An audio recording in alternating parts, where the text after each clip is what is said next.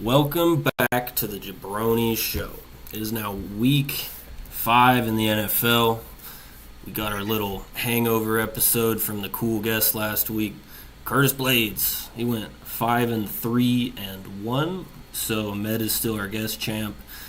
Jaxon took some more of his lead back. He went 7-2-1 last week. I got second place, 5-4-1. Kevin went 4-5-1. So the grand totals, and I'm gonna stop saying "and one," that stupid fucking Packers Dallas game.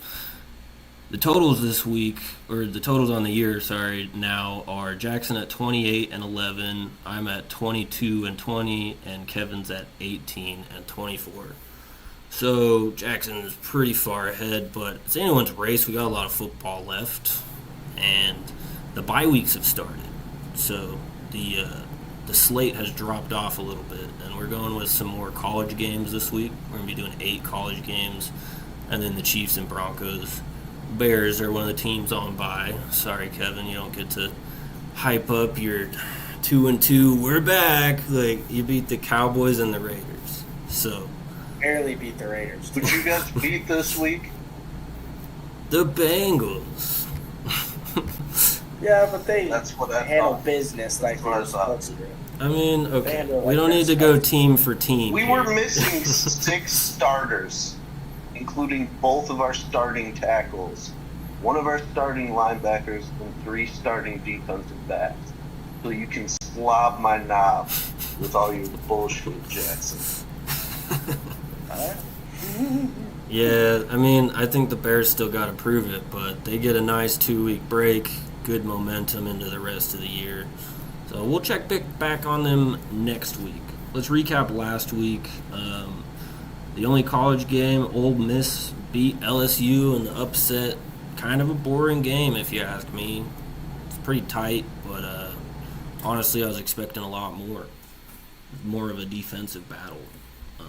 But good job, Jaxon. You got the Ole Miss pick on us.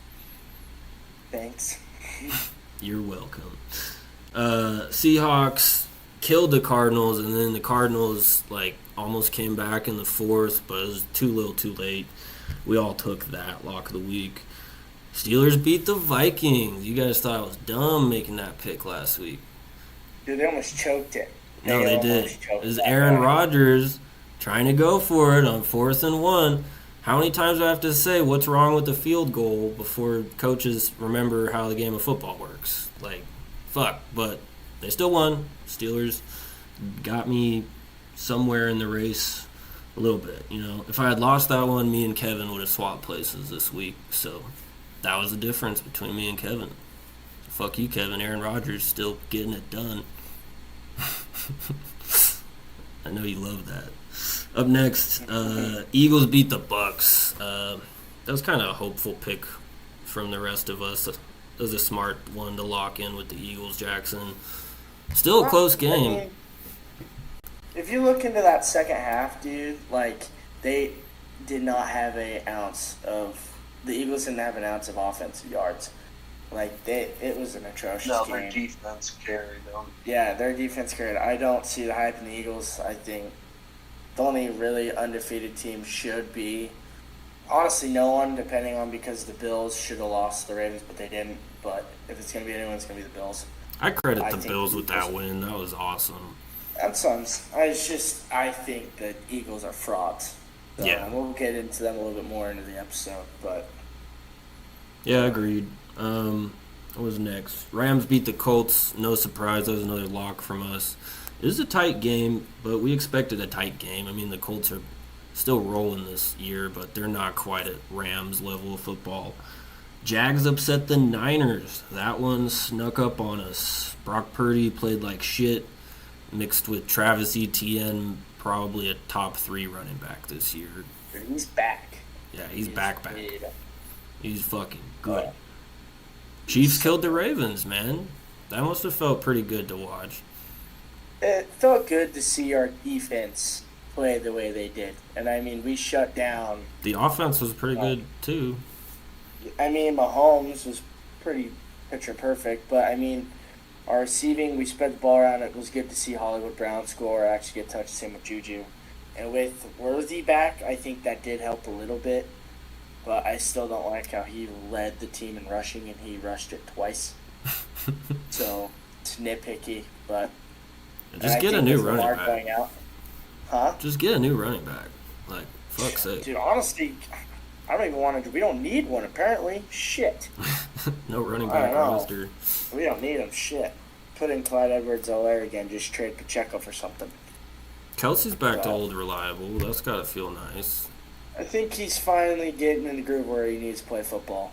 Like, I think, even though this is he doesn't know if he's going to retire or not, he's like, oh, we'll see at the end of the year. I think we're finally getting the groove where, okay, the Chiefs can still hang. But also, I think the Ravens are just kind of in a come apart right now, and Derrick Henry's not used to being kind of shut down. He's having a fumble problem going on. And Lamar going out, it was just a whole mix of emotions for John Harbaugh and the Ravens. Yeah. So I would say... Call me a conspiracy theorist, but Lamar wasn't hurt. He just gave up. He's out. The mental fortitude's not there. They're starting Cooper Rush next week. I'm like, they're not playing him. He has a hamstring injury. I agree with his mental fortitude. That dude's a pussy. Does he? Yeah, I can agree with that. Him and Mahomes, neither of them have mental fortitude. Both of them, when things don't go their way, they start bitching and moaning like little babies. Okay, that's true, but Mahomes is still clutch. Look at the 2 Super Bowls Mahomes fell behind in. He got his ass handed to him because he doesn't know how to respond. When the refs don't bail him out, he doesn't know what to do. That's a hot take. He cries like a little bitch, gets mad at Andy Reid. Well, he used to have Tyreek Hill and Travis Kelce. In the history of the NFL. He had, like, peak tight end, one of the best tight ends we've seen, and peak Tyreek Hill. Like, yeah, the frustration is there when fucking Tyquan Thornton and fucking, who's the dude, I'm blanking on his name, the fucking clown that could never catch the ball. Kadarius Toney. Like, this is what he's been dealing with, man. That's Lamar Jackson has a fucking all-star squad, and he still chokes. That's the difference. But I think a good comparison here is, like, the Nets back when they got Kevin Durant, James Harden, Kyrie Irving. It was just fucking nothing because it's just a bunch of bitches stealing all the team's cap space. And that's what the Ravens is. It's a bitch squad. John Harbaugh barely has control of that locker room, in my opinion. That's not the way he wants to coach a team, just buying new players to fix the patches in the boat. It's a shit show. Ravens ain't doing shit this year. They'll still be all right. I really don't think Lamar will win a Super Bowl with him, honestly. No. I think his time's starting to run a little. He's not a Super Bowl caliber quarterback. No. Well, the Ravens haven't been that caliber since Ray Lewis was there when John and Jim played each other in the Super Bowl. Like, that was the last time you really saw Ravens on a high caliber team. Facts. So, I mean, that's the other thing. You can't blame John Harbaugh for this bullshit. Dude, he won a fucking Super Bowl with Joe Flacco. Are you fucking serious? No, these decisions are being made above his head.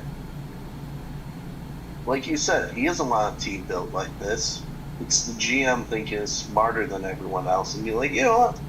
Fuck it. Let's bring in a 40-year-old DeAndre Hopkins on his last leg. Well, the whole peer pressure to get a contract kind of started with Lamar a little bit. Like, why aren't you paying him? Like, I think they knew damn well why they didn't want to pay him out as much as Patrick Mahomes is making, you know? So... Well, even then, they've still reconstructed Mahomes' contract. He still makes it. I mean... Yeah, that's what greatness takes. Is you got to realize all aspects of what your team is made of. And as much as we want to talk about all these cool guys, Josh Allen, that's a team player. I believe Josh Allen could do it out of the Burrow, Jackson, Allen conversation we've had for the last half decade. Josh Allen can do it. Burrow is a pussy, and he wants all his friends to make money on the team with him. Yeah. Sorry, I know you love him. I know you love your White Thunder, Joe Burrow with his frosted tips. I think Joe Burrow's great. No. He's good at football, but he wrecks the team. He sabotages the team. Stud. He wants Trey Hendrickson to make all the money. It's an 11-player defense. Like, sorry, dude. That's tough titties. Look at the way the Broncos lit them. I thought you were talking about his play. No, his play is there, but he's a pussy. I mean, the way he gets injured all the time, it's kind of a Because dipshit. of his O-line. I mean, you should, like we said in past episodes, That no line's 5 team. turnstiles. Yeah, that's the worst Why the O-line. fuck are you getting sacked every play on But, multiple like, drives in a row? do you want to protect the guy that's like, hey, I don't want you to make as much money, T. Higgins and Jamar Chase and Trey Hendrickson, you know? That all, I Yeah, mean, they should do their job. That's no excuse. But there's a point to that. You know, Tom Brady took care of his O-line. Joe Burrow, you don't take care of your O-line don't take care of you. Just like an old sedan. That's how it Bears works. did too. They took care of the O-line. Yeah, look at them now. They took care of the O-line, and now it's kind of showing. So That's the most Yeah, important we part of went the team. from 4 sacks a game to 1.8 sacks a game. like it's So, Agreed. Let's get through this Dropped in recap. that. That got a little heated. I love talking shit on the Ravens and the Bengals. Fucking overrated ass teams. Yeah, I know. I felt that one. Yeah, we already talked about the Bears blocking a field goal. That was pretty cool. And is there any more points you forgot to make? I mean, Ben Johnson getting bitched out because he just defended his team during a live interview. Are you familiar with this, Jaxon? that's the thing that kills I me. saw a little bit on it, but I wasn't too much into like what was actually. Like, he going wasn't on. even a dickhead about it. Like, No. she's asking him stupid questions while he's locked into a game. What did you think was going to happen?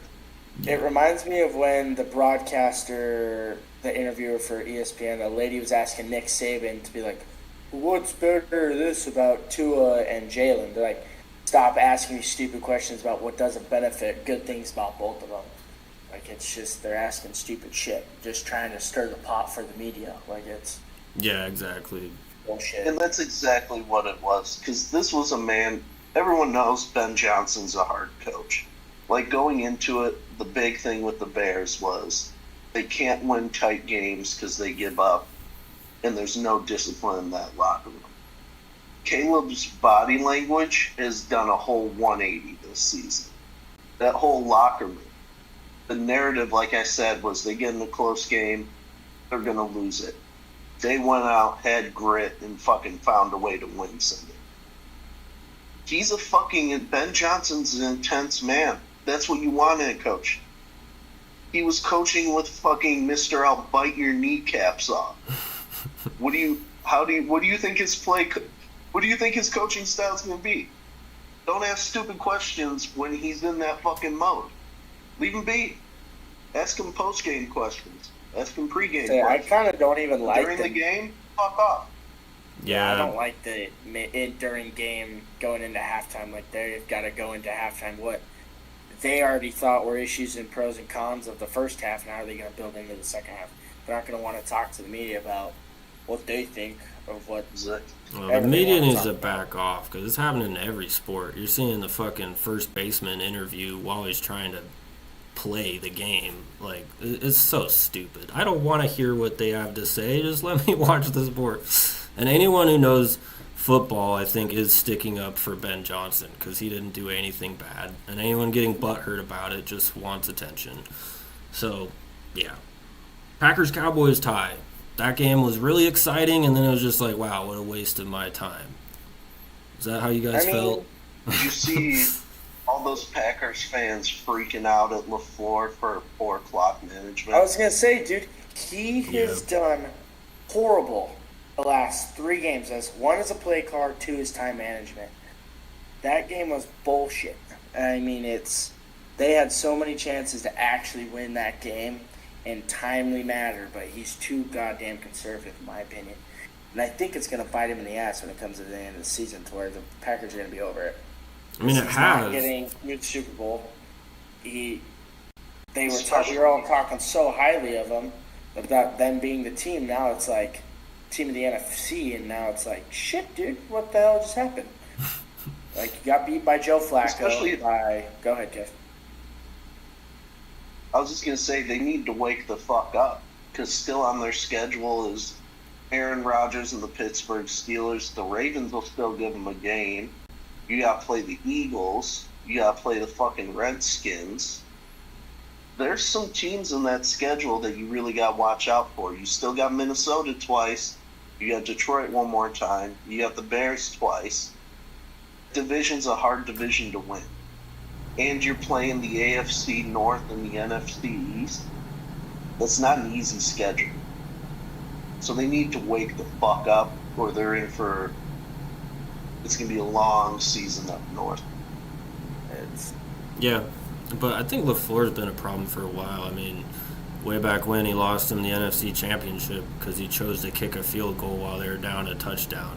Like the most dumbass shit I ever seen. I've never believed in LaFleur after that. LaFleur, whatever the fuck. Up next, the game I really want to talk about, Broncos, Bengals, Monday night. The Bengals really fucking suck, man. I mean, we already went into this a little bit about Joe Burrow kind of screwing the team over and then just saying peace for the season. But yeah, I don't see the Bengals winning very many this year, especially. I mean, and that sucks with like two wide receivers that are apparently the best in the league, and you can't even get a completion to the guys. And that is against what is supposed to be the best defense in the Broncos, which I feel good watching us kill a team, right? It always feels good to watch us kill a team, but the play is sloppy still. And the Broncos need to step it up big time going up against the Eagles this next week. I mean, Bo Nix's pick in the end zone, that's a game-losing play against a good team. But the Bengals, we get to fuck around. Let's go for it on every fourth down. Let's call timeouts in the first quarter because nobody's set up yet. It doesn't matter because the Bengals ain't going to fight back. But you do that against real teams, like, come on now. This is a JV football game we watched on Monday night. I think it's got to be a lot better coming up against Philly. But, you know, it's a win. We're 2-2, and that's what matters. So let's get into this week's matchups with college football. Up first, Iowa State at Cincinnati. This one is pretty tight. The spread is at -1.5, favoring Cincinnati at home. With our Jabronis math, that actually makes Iowa State the favorite at +1 or so, if you guys are following. Iowa State, I'm not too convinced yet. They're undefeated. They're 5-0. They had a pretty good win against the U of A, which, the U of A is decent, right? ASU is the good team down here, but U of A, not that good. They beat Iowa 16-3, and they beat Kansas State in the first game of the season, 24-21, right? Those are their real opponents that they've had. But I don't think Iowa State is that good. I think Cincinnati's looking pretty damn good. Brendan Sorsby's getting comfortable. They just got off that huge win against Kansas, which we've been hyping up Kansas for a while now. I like Cincinnati. I think it's an easy pick with Cincinnati. I mean, they're favored. They're at home. They've been playing a lot better. Iowa State, number 14, I don't understand it. Just because they beat Arizona, Iowa's not even good this year. It's a rivalry. It's the only reason it was tight. So, yeah, give me Cincinnati. Over-under's at 54.5 on that one. I'd take the under pretty safely. But that's what I think. Cincinnati starting off hot. What do you think, Jaxon? Kind of looking into them. Their quarterback, Rocco, he's a junior. I've looked into his stats for the whole, at least through the whole season. They're very consistent in throwing the ball. He's only missed about 6 passes a game. I do agree they haven't played a lot of great opponents yet, but still, Iowa not being great. Iowa's still a good team, but I think they're just a very run-heavy team. And their running back in Iowa State, they give him the ball a lot. He gets around 15 to 20 carries a game. And against Arizona, he did have 2 tutties. I like Iowa State in this one. I think, and they had a pretty good win over Arizona. I mean, 39-14. And I think Arizona's a pretty good team. I don't think they're a great, amazing team, and they are in the Big 12. But I like Iowa State. Their wide receiver one, he did go to West Jordan High School, and I haven't seen a whole lot of his stats, but he has been very good in one-on-one coverage especially. So, and if Rocco can throw it in a spot where only he can get it, or if it's a one-on-one ball, he's coming down with it. So, give me the Cyclones, dude. I like Iowa State in this one. I already knew you were picking them. Fuck you. Tiebreaker. I really like Iowa State. I think they're a physical, grinded-out team. Like Jaxon said, they love to run the ball. And, I'm a fan of old school, grinded-out, pound-the-rock football. I mean, Cincinnati's right in there with that tough Midwestern style. Pound a rock. Sorsby's a good rusher. Dude, watching Cincinnati play against Nebraska, I just wasn't sold. Their quarterback was not. That was game 1, and it was a new school. Still, though, it's just there's a lot of firing going on with throwing the ball. He didn't throw the ball for shit. So, and he ran it a lot, but he also it just was not a pretty game. And Nebraska's not, they're more of a team to look at this year, but they've never been like a crazy team to look at, whether they're going to go to the playoff or even championship. So True. They're more known for Patrick Mahomes Jr. right now. So he's doing quite well. But he was dropping dimes on Kansas. Also, what do we got? I don't know. Is that LaCroix? What do we got? Club soda? Yeah, LaCroix. Ah, fuck yeah. Back to LaCroix. We need our sponsorship. But I was just saying, take the under on this. I think it's just going to be grinded out. Agreed. The whole game. I could see this being like 21-16. Yeah, that sounds about right.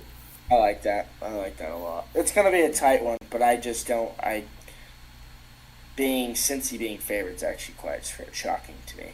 But I think you only watched the first game of the season, and Cincy's off your radar right now. That's what I think. Well, we'll see how it goes. Let's go next game. What are you going to say? I was just going to say there's been a couple, what they call the Peebler tickles. One isn't giving it for me, so yeah, we'll see. Scoreboard. Mm-hmm. That sounds like something that would get you banned from being within 500 feet of the school. God damn it, Kevin. That sounds like you're going to end up on a list. Okay, well, it's not that. The successful tingles, that's it. Perfectly innocent. Yeah, there you go. Exactly. Next game. Oh, no. Wisconsin. Slightly better. Michigan. It's okay. We'll talk about his tingles all day. Wisconsin against Michigan. Number 20, Michigan. Wisconsin off the bye week. Before that, they dropped the huge upset to Maryland. Wisconsin is just not looking convincing. They also got crushed by Bama, which, I mean, Bama's pretty good, as we've seen. We'll get into Bama later. They beat Georgia, of course, so, we all thought after FSU, Bama sucks, but they're all right. That being said, Wisconsin, I don't think so. Michigan has been one of my dogs all year. Justice Haynes, he might be the best running back in college football. In my opinion. Is. What do you think, Kevin? Shaking your head. Jeremiah Love, is that what you're going to say? Yeah. Julian Love. Julian? His name's Julian? No, it's Jeremiah. Oh, Jeremiah. Fuck. That's what I thought. For those of you watching, this is the late night podcast this week. 10:30 at night right now. Jabronis after dark. That's what you get. Jabronis after dark. Fucking zombie brains. But what do you guys think? I'll let you guys start off on this one. Wisconsin, Michigan. What do you think, Kevin? Just right by your home. It's no secret that I really like Bryce Underwood.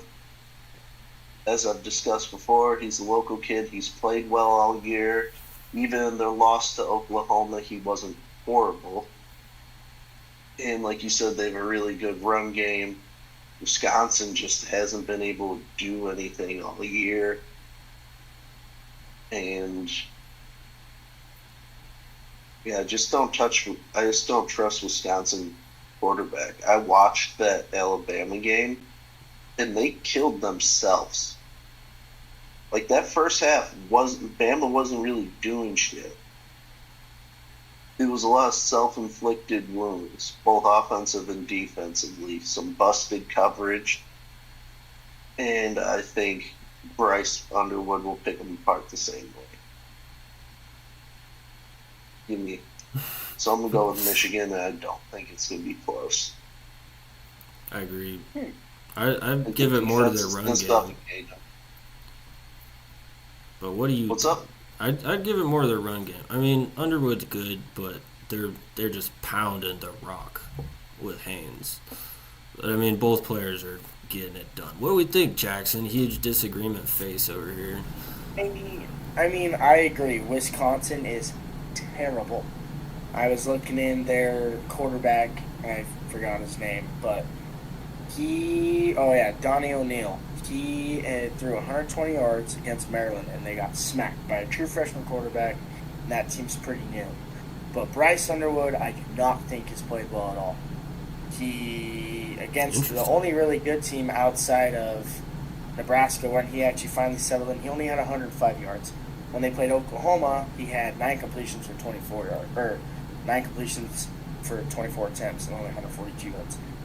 He's got 2 TDs all year and 1 pick, and not even 750 yards passing. But Justice Haynes is the backbone of that Michigan offense. I mean, last week alone, he had 1 tutty for 159 yards. It's just that. How did he do that? Oh, his full week. God, I'm retarded. Yeah. How did he do that? Yeah. But Bryce is just outside of the Central Michigan game, which even then he had 235 passing yards. I just don't see it, and I think it's just the freshman. Like, I think he's 17, isn't he? Quote me if I'm wrong. Who? I think he's 17. Haynes? Bryce Underwood. Oh, Underwood? I don't know. Yeah, I'm pretty sure he's 17. And I think it's just like the hype around the kid. He's doing okay. Yeah, I'm not sold. Justice Haynes, though, I think is the best running back in college football, and that kid can run. I agree. So it's just, I was thinking about this one, like, oh, Wisconsin could, but I'm like, let's look at 18 years old. 18. So I think he will be good. 18. Fresh 18. I think he will be good, and I think he will develop well. I just think right now he's not quite ready for it. But I don't think they should bench him. I just don't think he's doing that well. But give me Michigan. I just think he doesn't have to do much now. Same way J.J. McCarthy didn't have to do much because he had Blake Corum. I can agree with that. So I think, like you said, we'll see what happens if they have to lean on the passing game. But I think it's just he doesn't look good now because he hasn't had to do anything. Yeah, and if Wisconsin can limit that run game, I mean, it could be a whole different ball game. We'll see. But I like Michigan in this one. I don't think, coming off the bye, and off of Maryland, I don't see Wisconsin doing well. So if we're going to give a score, I'm thinking like 31-10, like Michigan. Like, this is going to be, they're going to be scrapped.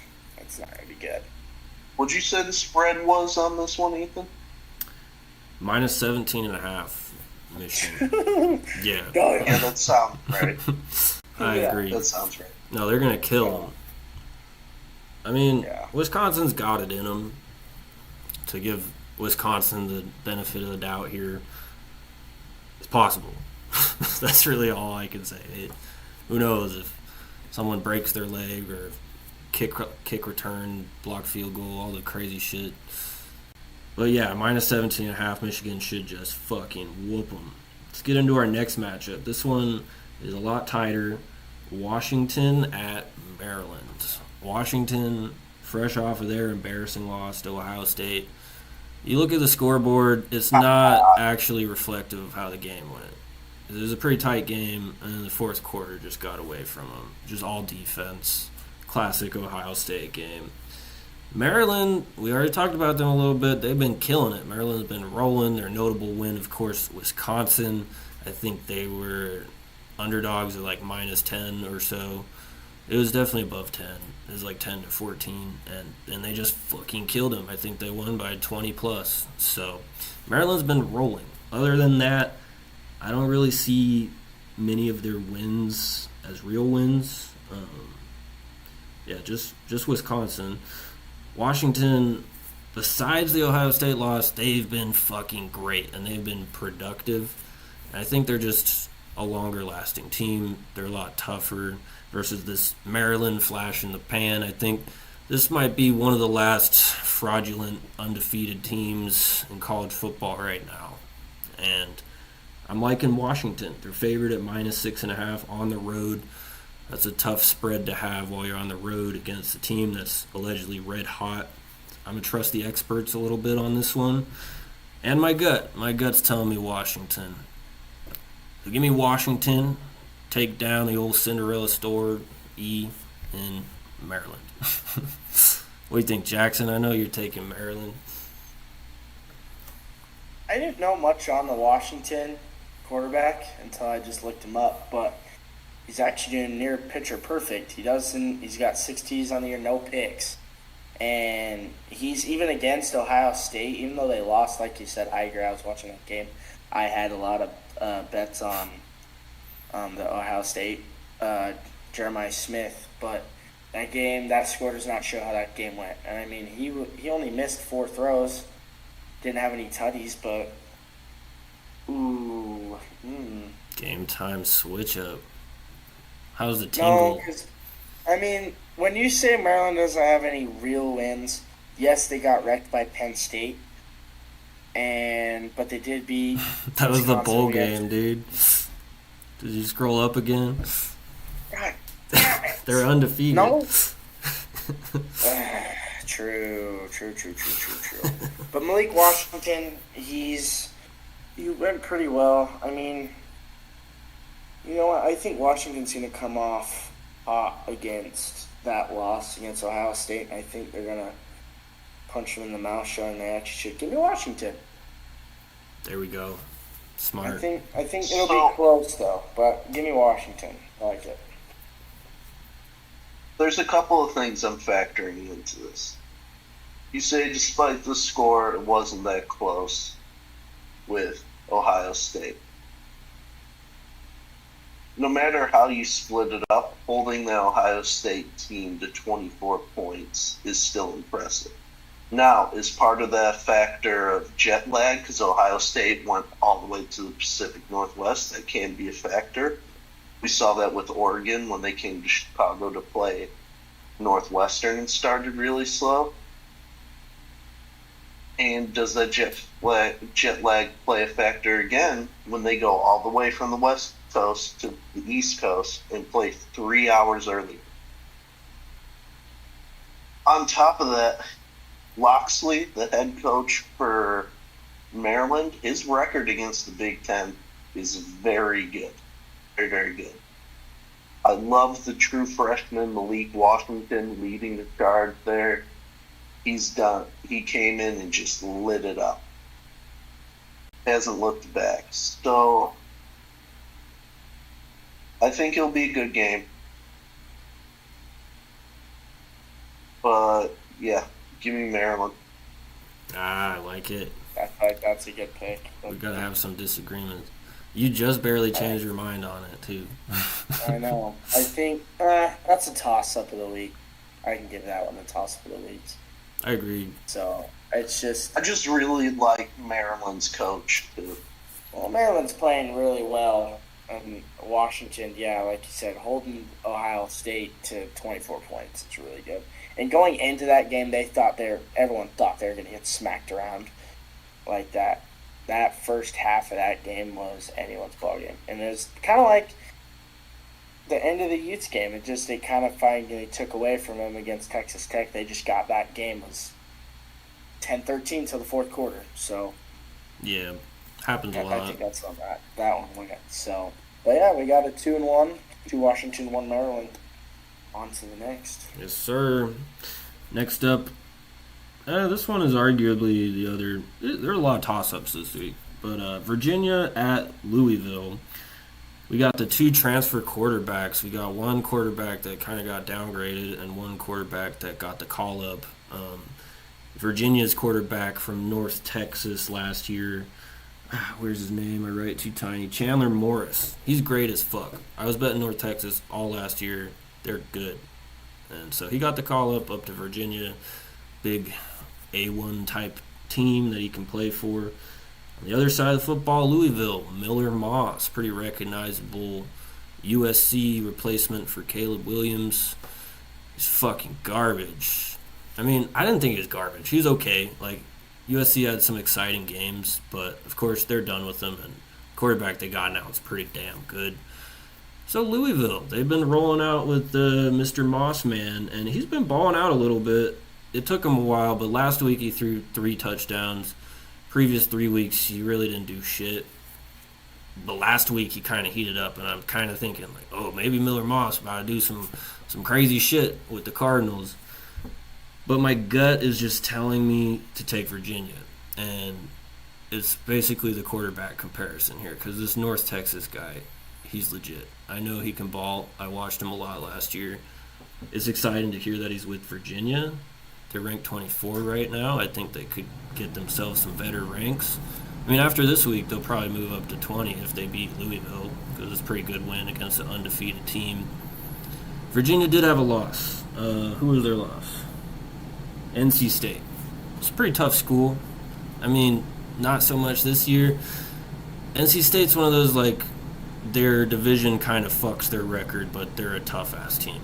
That's what NC State is. So I don't completely hate this loss. Besides that, they're unbeaten.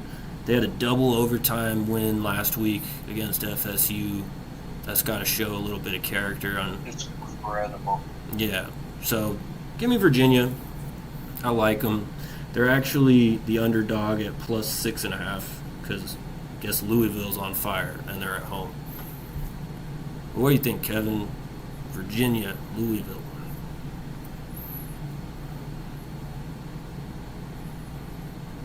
I really like Virginia. I think they're a hot team. I think that was a very impressive win over Florida State. I'm not too sure on that touchdown in overtime. I thought they got away with something there, but that's last week's news. But, yeah, I don't think Louisville's done anything to really impress me this year. So, I'm going to roll with the Cavaliers.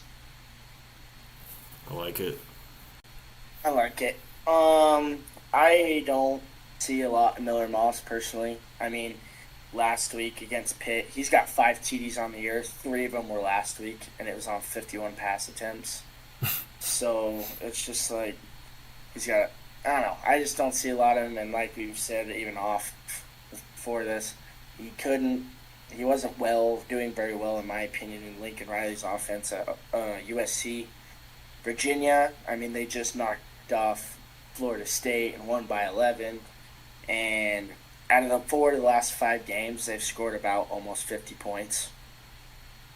And with their running back, I mean, with Chandler Morris, he could throw 35 times, and then their running back being able to rush 25 times and having 100 yards, like, it's a very well-balanced workload also all over the offense.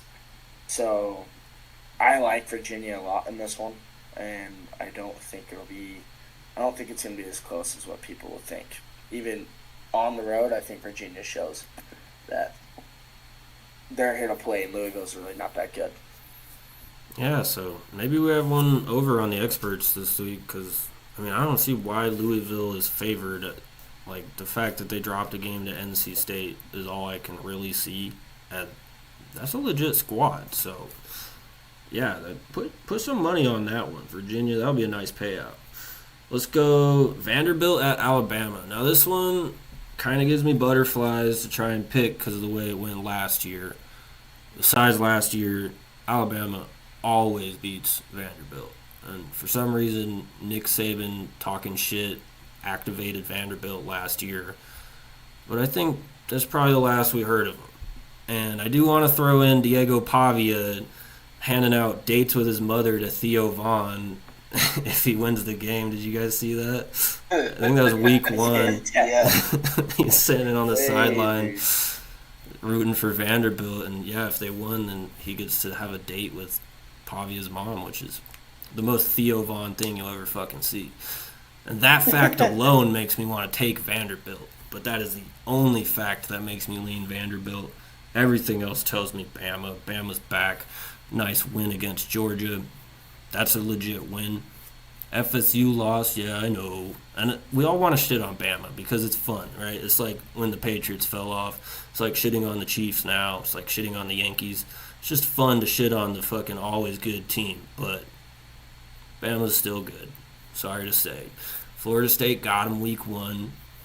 But they're still legit, and they should handle business against Vanderbilt. They're favored at minus 10.5. They're at home. Number 10 rank. Vanderbilt's number 16. So this is a high-rank matchup. But still, give me Alabama all day. Jaxon, what do you think? It is a big matchup, and yes, and Bama did get the upset over Kirby Smart and the Bulldogs, but Kirby Smart can't beat Bama. He just can't. He has a great record against any other team other than Bama. He just can't beat Bama. But I know going into this season, we're like, who is this Ty Simpson's kid? We don't really know much of him, but he's been there since 2022. He knows that system. Vanderbilt hasn't really played a real opponent. I was looking into it. They have put 30-plus points a week, but last week they played Utah State. Bryson Barnes and the Aggies. Right? Okay, Mountain West, sure. But Diego Pavia, he has done pretty well. I mean, he went 26 for 34 and led the team in rushing last week. But I just don't see Vanderbilt pulling this one off. I think Ty Simpson's actually comfortable and knows how the Alabama offense works. Ryan Williams, I think he's going to start getting him the ball a little bit more. But the real question is Kel DeBoer? How do you say his name? I don't know. I don't know. DeBoer. DeBoer, is he really the coach for him? Like, Alabama was held at such a high standard with Nick Saban. It's like everyone's calling for his number. They're like, if I win the lottery, I'll pay off Kale's contract to get this guy out of here. Like, it's... I sent that to you. Yeah. And it's like, he took Washington. I think he's a good coach. I just think there's a lot on his shoulders coming into Bama. But I think I don't think Bama's back, but I don't think Bama's fallen to where the fact that they lose this one to Vanderbilt. And it's in Bama. It's just, I don't see it. I don't see Diego and Vandy pulling it off. And if they do, well, get on you, fuck. But give me Bama. 2 Bamas. Is Kevin the third Bama? Yeah, I got to roll with Bama. That defense is just so nasty. Especially there's 2 seniors to really look for, and that's defensive tackle Tim Keenan the third and corner Damani Jaxon. Because that Bama defense has just been dominant. On top of that, you can't look past Ty Simpson and Ryan Williams' connection. I know everyone loves Jeremiah Smith from Ohio State, but Ryan Williams could give him a run for his money. Yep. I just think it's going to be too overwhelming for Vanderbilt, especially in Bama. Welcome back. Technical difficulties. Sorry about that. Kevin, you were saying about Alabama. Sorry, man. I was saying, I'm picking Alabama. I like the senior leadership they have, and Tim Keenan III on that nasty defensive line, and senior corner Damani Jaxon with some nice young players sprinkled in on that defense, just absolutely killing it. That's a suffocating defense. Yeah, let's sprinkle it. I like it. And then just Ty Simpson on the other side of the ball, his connection with Ryan Williams, who's one of the best receivers in college football, and I think could give Jeremiah Smith a run for his money. I know that sounds insane, but watch it as the season plays out. Ryan Williams, especially, he's only 18 years old. He was 17 years old last year, just crushing it. I mean, that's when puberty's in its prime. You keep talking about 18, like, that's when they play. It's impressive. Yeah, but Jeremiah started like 17 years old. He just turned 18. This is his second year in college ball. Like, That kid's a dog. Oh yeah. I mean, shit. Yeah. But give me Malachi Tony if we're having this wide receiver conversation. Yeah. Does that take us to our next? We're not there yet. I thought I had the perfect transition. I was like, what? Miami wide Bottom receiver. one. He's fucking God mode. Anyways, Mississippi State at Texas A&M before we get to Miami. This is a huge favorite for Texas A&M, number 6 team, 4-0, minus 14.5. And obviously A&M's been killing it. The clutch win against Notre Dame. All their other wins, they've been dominant. Mississippi State has also been pretty dominant throughout the year. They just barely dropped a game to Tennessee, and that was in overtime that they lost the game. Other than that, 4-1. So Mississippi State, not bad. And I'm getting a little tingly with Mississippi State. Because if you look ahead at this team's schedule in the SEC, I mean, they've got nothing to lose. Like, it's win now football because no matter what, they have a fucking gauntlet to get through. And this, I mean, in their locker room, this is our year, right? That's what they're saying. I think Mississippi State might just come out and punch A&M in the mouth. And we're hyping up A&M, this is their first undefeated team in so many years. And they've been fucking good. And this is my riskiest pick probably of the season, besides maybe UCLA beating Utah. This one might bite me. But I like it, dude. Mississippi State, dude. They killed ASU. They didn't kill ASU, but they beat ASU. They made them look shitty. Their defense has been really fucking good. Their offense has been rolling as well. Their sophomore running back, Fluff Bothwell, that's his name, sophomore, 405 yards on the year and 6 touchdowns. So, I mean, he's ground and pounding. Their quarterback is throwing about 30 passes a game. It's a well-rounded football team. Like I said, the defense as well. Whole team's balling. And yeah, so is A&M. So give me this fucking crazy upset. Mississippi State, MISSISSSIPPI. Let's fucking go. What do you guys think? You guys probably taking A&M. Is anyone as crazy as me?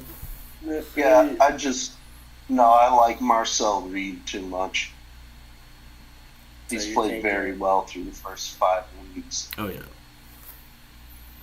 I'm going with A&M. He's been a stud.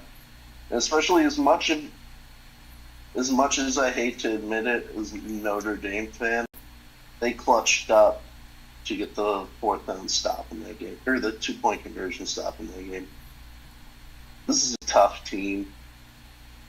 Yeah, Mississippi State's a feel-good story, but that door's about to slam shut hard in College Station.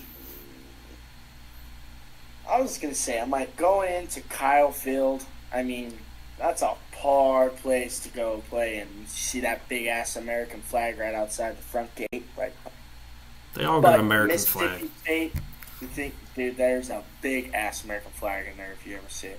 But okay. Mississippi State, this could be the upset. I mean, they had the overtime loss against 15th ranked Tennessee, and they did knock off Alabama, and then they did beat ASU. But I do think A&M is a different breed. Yes, they haven't been 4-0 since 2016, but their games have been close. They squeaked one out against Notre Dame, and they squeaked it against in my opinion, not a very good Auburn team. So, and the other 2 wins, I mean, it's UTSA and Utah State, as they should be putting the belt to ass. Yeah. But I think I really like A&M. I think this could be a very, very tight game. I don't think the door is going to slam shut, but it's going to be a tight one. But give me the Aggies. I just don't see Mississippi State pulling it off. That's fair. I know it's a lunatic pick, but I'm going tingle all the way. Mississippi State. But let's go with my real tingle. Dude, we'll see, man. We'll see when they line up on the line. They might be ranked better than us. When you get down on the line, boy, we gonna see.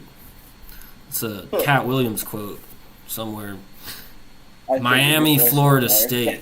This might be the funnest game. Sorry to just fucking jump in there.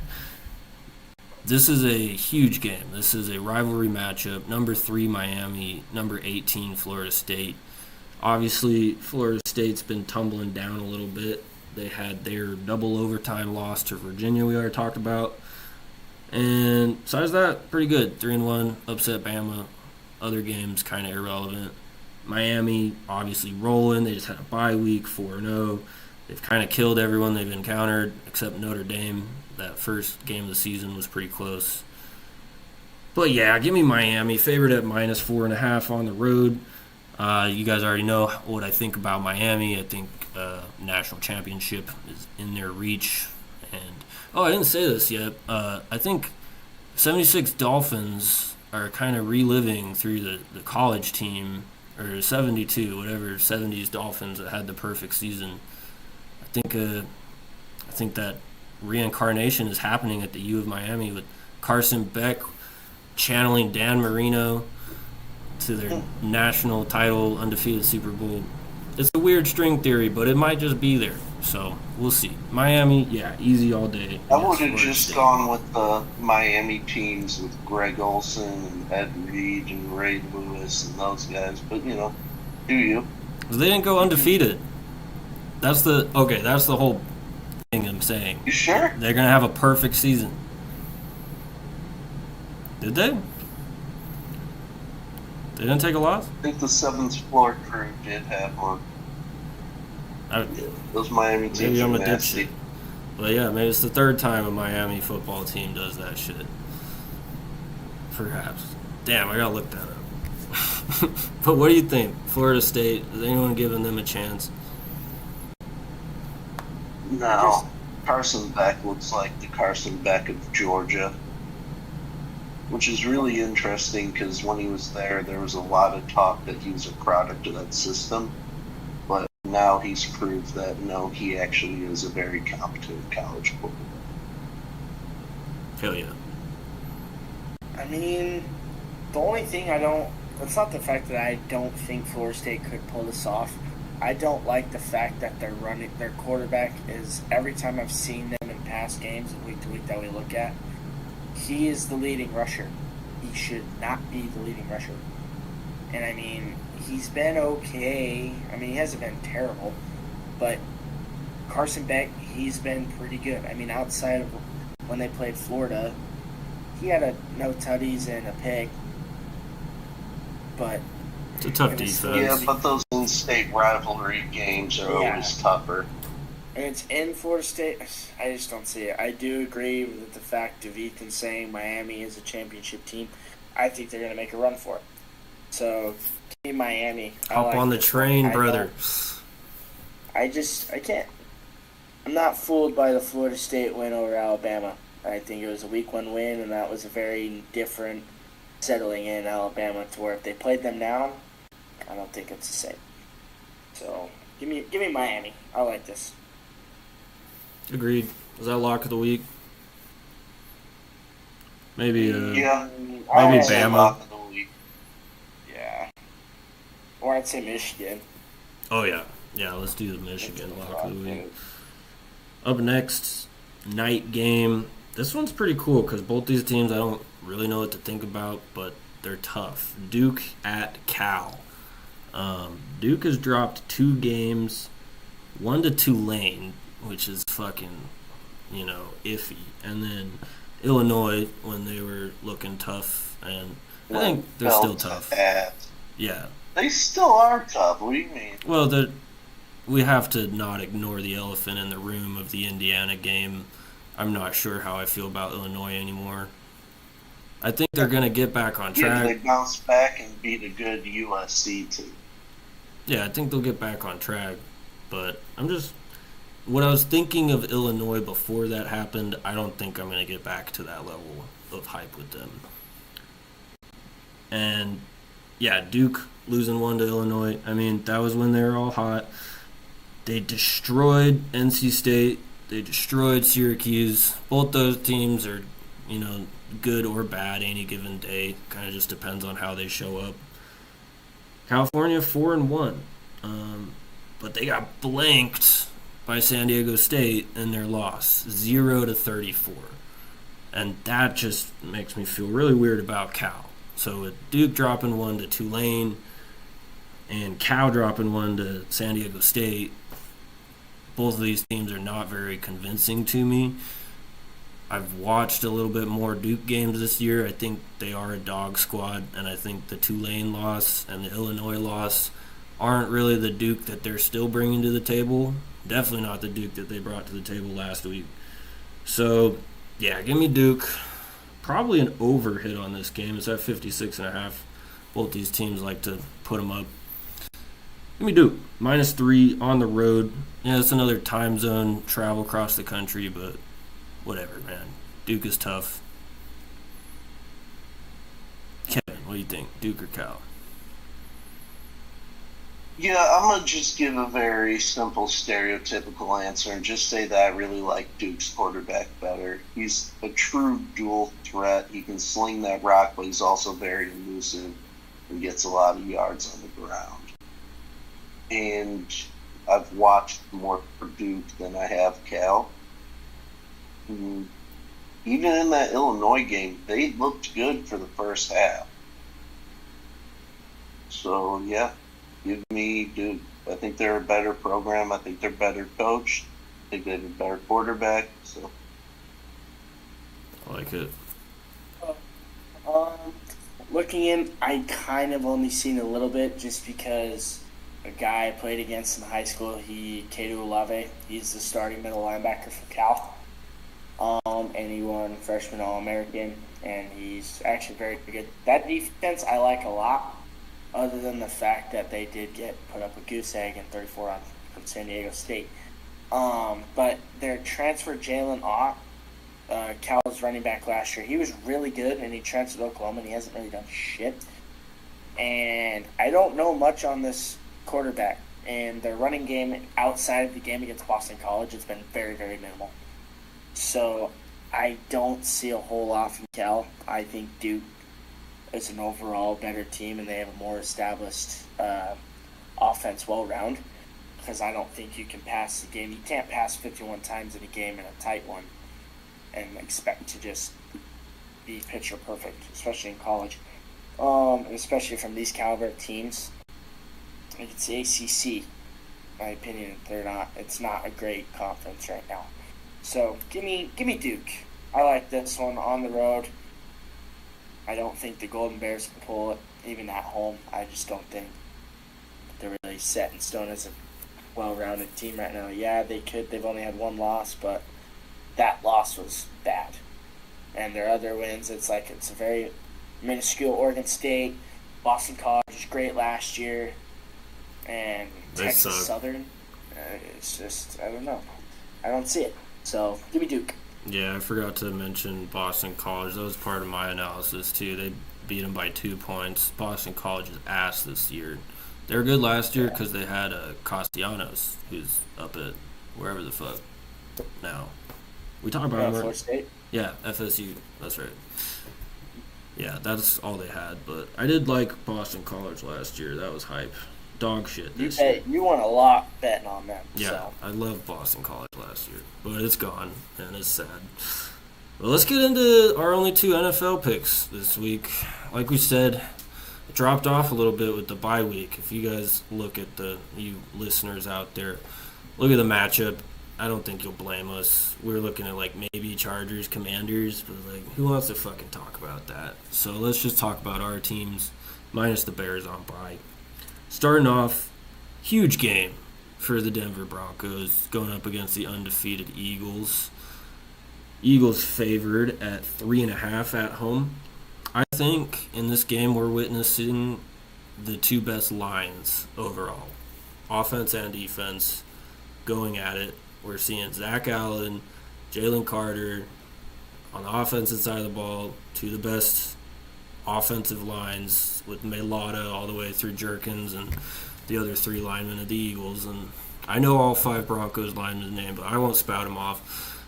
Broncos O-line is fucking great, and Eagles O-line is also fucking great. Obviously, they're the only people that can run the tush-push, the band play, the almost band play. which, by the way, it's looking like they're going off sides a lot with that one lately, and now I'm like, I don't like tush Every push. single time. Yeah, it's like, well, if we can't even call a fair game, maybe we should ban the play. But it was fine last year. They weren't doing that shit. They were just strong. Now they're cheating a little bit. So, that being said, this is still a tough matchup. I mean, the Eagles could easily be 0-4. These are all one-score games. The Broncos could easily be 4-0 with their two unfortunate field goal losses. So, I mean, this could be an undefeated matchup. This could be what it is today, 2-2 against 4-0. Broncos looking sloppy. That defense has not shown up in an elite fashion. I think getting the Niners guys kind of integrated has made things difficult. Hufanga was that slamming penalty. Other than that, I've liked Hufanga's play, but nothing to write home about. Like, you can tell he's not really settled. Surtain seems to have taken a bit of a step down. He's got a lot of penalties. He's still locking people down. Jamar Chase had one catch last week, the best wide receiver in the league. So, yeah, that's something to be said. But I think they'll clean it up. Hopefully this week they'll clean it up because they need to against the Eagles. Definitely by, like, week 7, that defense is going to be best in the league. But I don't know. I mean, there's a part of me that's like, play it safe, pull a Jaxon, betray my team, just take the Eagles. But I like the Broncos, actually. RJ Harvey finally showed up, and him and Dobbins went off. I mean, this was against the worst fucking team in the Bengals. So, I mean, there's not a lot you can take away from last week and say, oh, we're going to do that again. But RJ Harvey playing well is nice to see. We have a very nice running back tandem going with those two. And Sutton's back to full form, getting 100 yards a game, guaranteed touchdown. He's 3 out of 4 on the 4 weeks so far. I bet he gets one against Philly. I feel good about that. The biggest issue is Bo Nix and his big, long-winded Broncos analysis, because I love the Broncos. Bo Nix throwing interceptions, looking kind of like Drew Lock. He's not quite at that fucking off of where I want to call him that. He doesn't have that level of swag. He's got like the nerdy version of Drew Lock. Like, he's the Drew Lock that paid attention and sat at the front of the classroom. Drew like wore sunglasses and a leather jacket. He's like, what's up? But yeah, Bo Nix, he needs to clean it up. I mean, he got a lot of hype. Obviously, the whole city of Denver is like behind him, and I think he needs to get over that and go back to the good play. And his scrambling is good, but his pocket presence is kind of like, I'm scared, I need to get out of the pocket right now. Kind of like Caleb Williams last year. So I need him to settle in. I need him to look more like he did last year. And he had a slow start to the season last year, and he's kind of doing that again this year. So, you know, track record says we'll be all right. Tough matchup, though. Give me the Broncos just because I'm loyal. I don't feel good about it. I'm not putting money on it. But give me the Broncos and the Eagles winning streak. The best defense actually shows up finally, hopefully, against a really good offense. Give me the Broncos. What we got, Kevin? Broncos, Eagles.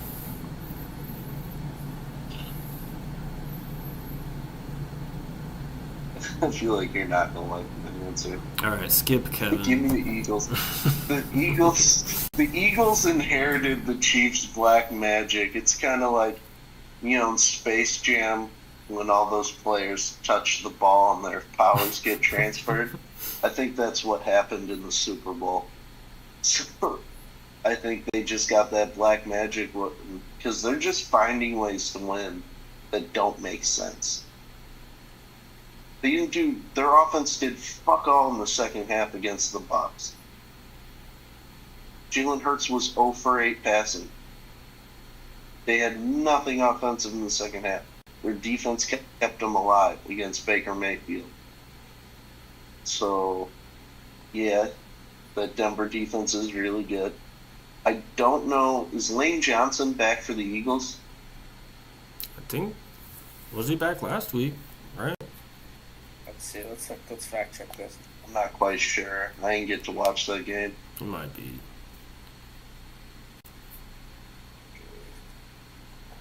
I mean, do you guys agree this is the best line matchup? Can you think of a team with maybe a better line than these two?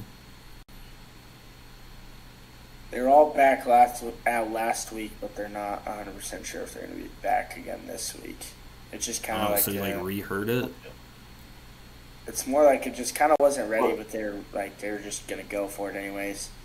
It's more positive that they will play this week. Well, he's never missed a game in his NFL career.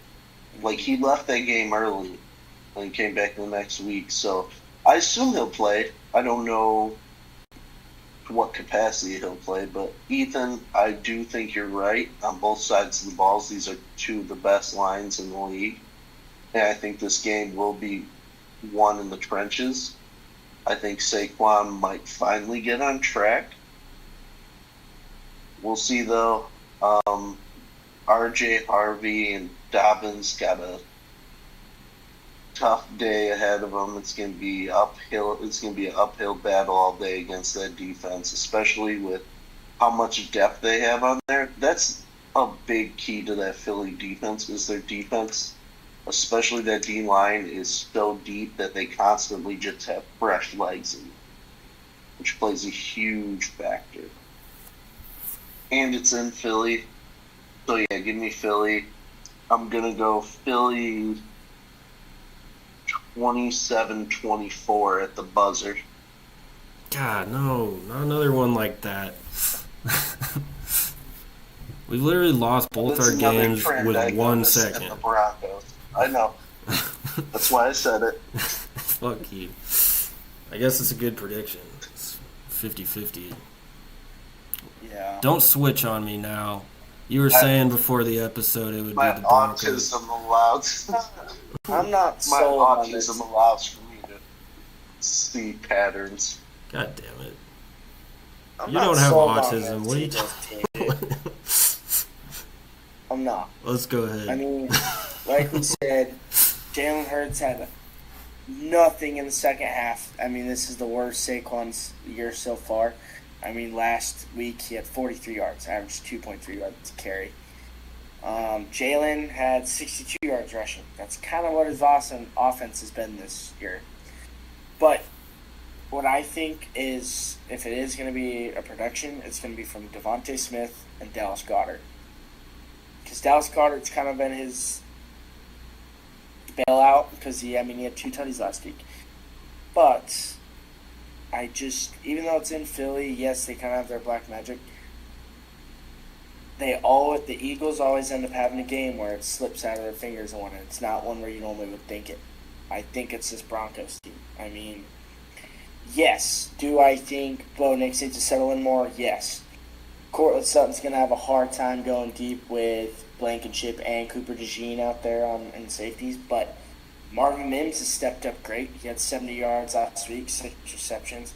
Sutton had 81 yards, 5 receptions, and a tutty. It's just... And being able to split Harvey in the receiving with 40 yards plus the 60 he had on the ground, splitting the carries, I think that's great. I think they should split it with J.K. and R.J. more often.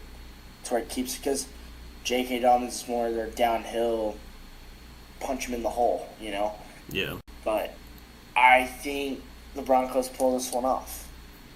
And I do think Troy Franklin needs to be a little bit more on it. And I hope Evan Ingram going to be... He's been pretty pointless. He played last week. Yeah. It's still a new team, and he's hurt a little bit, but I'm not impressed. With Zach Bond, I don't think he'll have much again this week with Zach Bond back there, too. It's just, I like the Broncos in this one. I don't like the offense of the Eagles. They got billed against the Raiders with that field goal block. Or not the Raiders, the Rams, I'm sorry. But give me the Broncos. Upset. I'm going to mimic Kevin's score, 27-24, but it's going to be flipped. Broncos win it. I like the Broncos in this one. Nice. Yeah, I'll score it real quick. I'm taking an under all day. Let's go. Broncos 17, Eagles 16. A real fucking tight one. And I mentioned last week, Riley Moss gets beat deep, and I kind of summoned him up. He was against T. Higgins, and that was only like twice that he got beat, and it didn't come out to really any points. So, yeah, but watch out for him with A.J. Brown, with Devontae Smith. Moss gets beat deep. He's a good defender, but stride for stride, dude's not fast. So, it scares me. But, yeah, I like everything you just said. They always have a magical loss that we're like, where'd that come from? Which it's usually from the Buccaneers, but we already got through that one. Broncos are kind of a team like that. Let's get into the Chiefs-Jaguars. Monday Night Football. This one, I mean, the Jaguars aren't too convincing to me. They beat the 49ers, yeah. They're 3-1. ETN is playing amazingly, but I still think Trevor Lawrence is a liability for their team, and they're still just not clicking with wide receivers. I mean, bringing Travis Hunter in, yeah, we'll see how that goes. Maybe in a couple years he's good. I don't think so. And fucking Brian Thomas has been a dud. And hey, can you even name anyone else on the roster? In all honesty, so Their tight end, but that's about it. Who's their tight end? Brandon Strange. I don't know who that is. I know Cam Little, the kicker. I know them kickers. I was gonna say. Yeah, we already know. But yeah, give me the Chiefs. I mean, obviously, big win against the Ravens. Is it a real win? I think so. Even with the choke show, even with Derrick Henry being old man fumble, I think the Chiefs gave us an impressive win. And that's still without Rashee Rice. And Worthy coming back just is the puzzle piece they needed. That's all Mahomes needs. That's how good he is. If he can just have like 10% more success, he can win almost any given football game. He just needs a few guys to get open. And like I said earlier, like Mahomes used to be working with prime Kelsey, Tyreek Hill, like the emergent Patrick Mahomes was really just a guy with a lot of weapons. It is more than believable watching him play this year that he is fucking good. And I mean, last year was a lot of bullshit. I think there might have been some cheating going on, in all honesty. But the dude can fucking play. Hands down.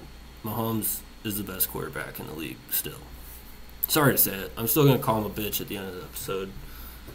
What do you think, Jaxon? This is your game. I do agree with the fact that Trevor Lawrence, I don't think he's a full liability, but I think he is part of the problem. And I also think it's with just the coaching in general. I mean, they don't know what to do with Travis Hunter. He barely touched the defensive side. And when they played the Texans, he locked up Nico Collins. And he's not getting much on the offensive side. ETN, great. But against a San Francisco defense that does have Nick Bosa, they have Fred Warner, but it's just, it's not that great. No Nick Bosa. Should have. Yeah. Didn't I say that? No Bosa? You said it. Either way. Reminder. But either way, I don't think he has that this week. I know they're in Duval, but the new coach, it's Andy Reid, and I think with the fact that Mahomes had a great game last week, 4 tutties, 25 for 37, almost 300 yards. With Worthy back, it just brought in a whole new fact, like, oh shit, now we got to watch everybody. Juju got in the end zone. Hollywood Brown finally got in the end zone. They're all split between 50 to 40 yards, but then Worthy, 5 catches at 83. So it's just, we need to have, and I know I've been saying this, we need a run game, but obviously apparently it doesn't goddamn matter. So, and with Lamar going out, that helps, and it's just, the only person that scares me on that defense is Devin Lloyd of the Jaguars. He's a Utah alumni. He had 2 picks last week against Brock Purdy. It's just that. It's the only man that scares me in that backfield, but he's a middle linebacker. So, and that's a really... Not Josh Hines Allen. And I mean, and not really Eric Armstead either. I love that he changed his name because there's a much better player with the same name. It's Hines Allen, by the way. I hyphenated it. Yeah, but I just I'm not sold on the Jags. I think they got a good win over a very broken San Fran team, and they barely squeaked it. So, give me the Chiefs. I don't think it'll be too close.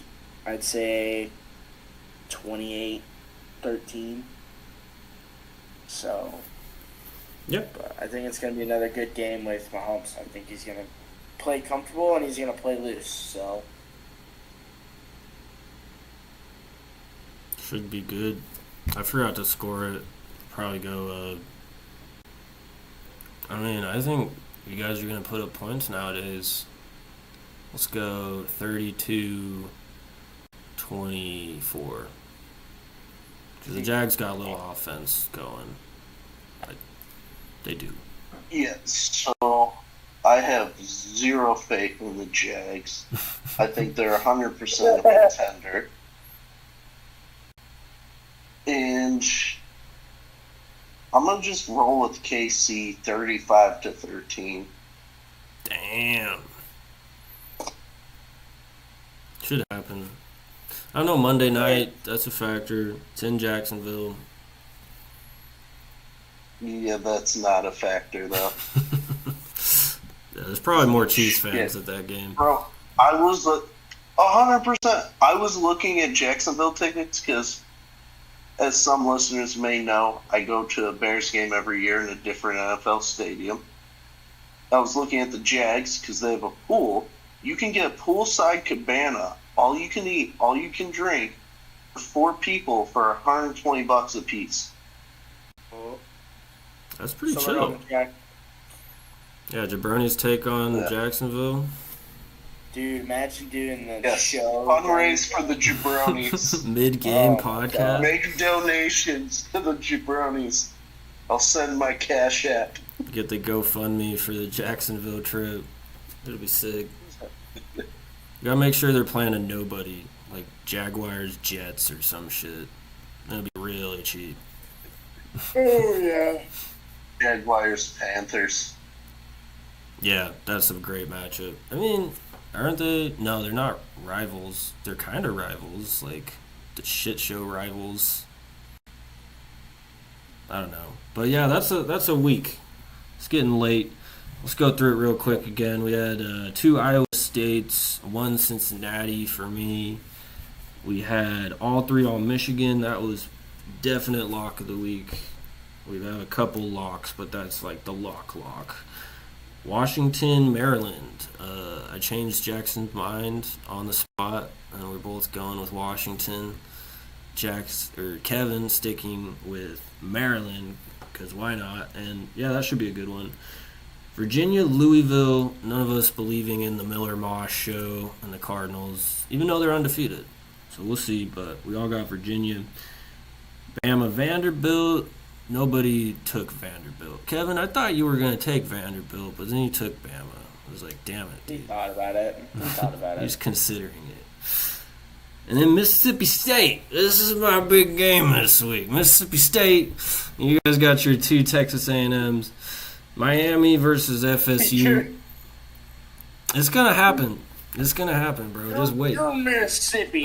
Mississippi State versus A&M. It's a classic redneck matchup, honestly. Like, how many teeth do you think the average attendee will have? Who are we going to offend with that one? I don't know. Duke, California. Wait, Miami, Florida State. We all took Miami. Duke, California. We all took Duke. Easy. Really, I need you guys to disagree more often so the picks happen. Broncos, Eagles. We got Kevin taking Eagles. I just keep picking against the Eagles. That might just fuck me all year. Jaxon hopped on the Broncos. I love that shit. Chiefs, Jaguars. That's like our 6th agreement game, I think. We all took the Chiefs. So, yeah, we're all pretty aligned this week. Few difference makers. Kevin on Maryland. I'm on Mississippi State. Jaxon, you didn't even take a risky one. What do you mean? How Washington. sad. Bitch. Oh, did you take Maryland? No, we both take Washington. You didn't stand alone on any picks, is it? Isn't Maryland the favorite? No. Oh, shit. That's shocking. maybe like for the general public because they're a hype squad, but spread I've been wise. standing alone a lot. I mean, look at the records. Look back at the tapes, boys. I know I'm not gonna catch up to you for just making the same picks, but Mississippi State. You're just gonna bury yourself in a hole with that one. We'll see. But that's a good episode. Some technical struggles, late night. We got it done. We'll get you guys next week with week 6. College football season's halfway over after this week. Isn't that a damn shame? Don't say that depressing shit. What are the records again going into this week? Do you want to go over the records again? When do we ever do that? I don't remember you guys. All right, fine. It's too late for this dumbass shit. Patrick Mahomes is a bitch. Everyone go to bed. Good night. I still have to write reports for work. Good night. Jesus, what have you been doing?